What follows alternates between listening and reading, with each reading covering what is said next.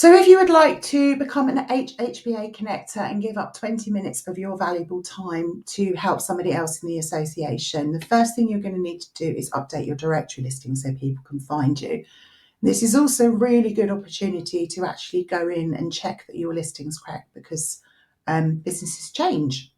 So if you scroll down to the bottom here, you can see we've got an edit your directory listing option. So we want to click here. And this will take you into this area where you can see your profile or profiles.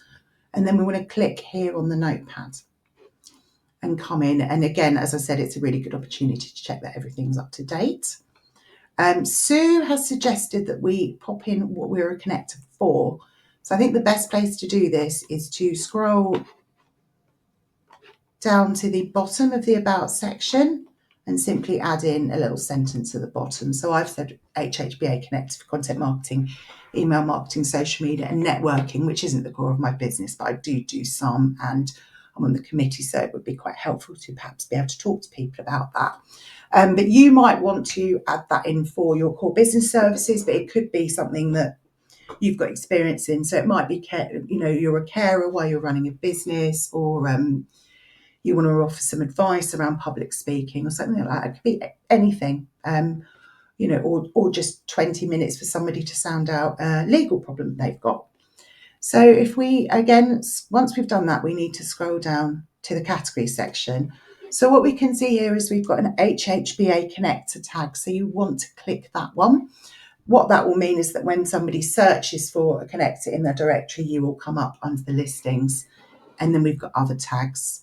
And the ones you've probably got ticked at the moment are a reflection of the kind of the services that you offer.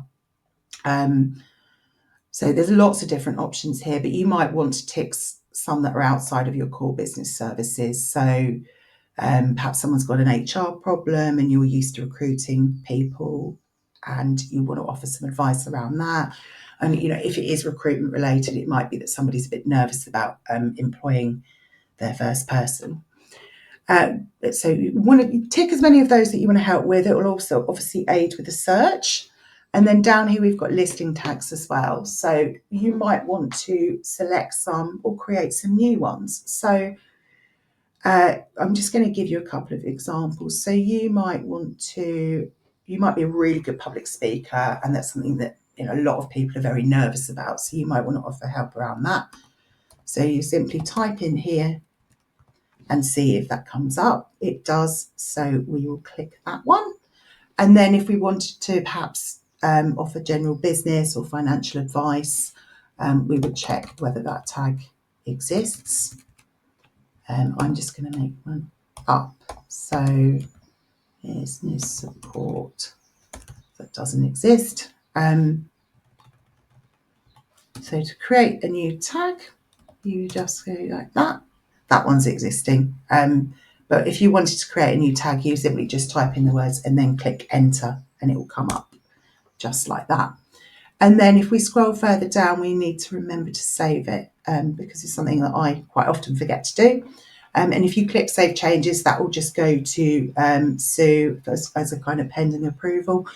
And once she's approved that, which she will do quite quickly, you're ready to go. Thanks so much.